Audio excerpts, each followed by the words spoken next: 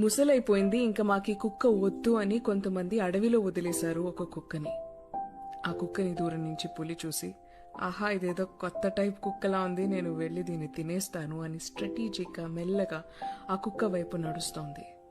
ఇది అబ్జర్వ్ చేసిన కుక్క వెంటనే లేచి ఆ ఏరియాలో క్యాషువల్గా నడుస్తున్నట్టు నడిచి అక్కడేవో బోన్స్ లా కనిపిస్తే అవి చూస్తూ తనలో తను గట్టిగా అనింది, ఇది మొన్న తిన్న పులి తాలూకు ఎముకల్లా ఉన్నాయే అని.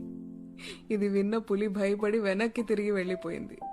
ఇదంతా చెట్టు మించి అబ్జర్వ్ చేస్తున్న కోతి మంకీ పులిని పిలిచి, లేదు లేదు, అది ఎప్పటి నుంచో ఉన్న బోన్స్, నిన్ను భయపెట్టడానికి ఆ కుక్కలా అనింది, పద నువ్వు దాన్ని తినే, నేను ఉంటా నీతో పాటు అని పులి మీదకి ఎక్కింది. పులి మంకీ కుక్క దగ్గరికి వెళ్తున్నాయి. కుక్కకి అర్థమైపోయింది సీన్ ఏంటో. సో ఇంకాసేపు క్యాషువల్ గా నడుస్తున్నట్టు చేసి తనలో తను మాట్లాడుకున్నట్టు గట్టిగా మాట్లాడుకుని, ఇందాకే ఒక కోతిని పంపానే ఇంకో పులిని తీసుకురమ్మని, ఇంకా రాలేదేంటది అని అంది.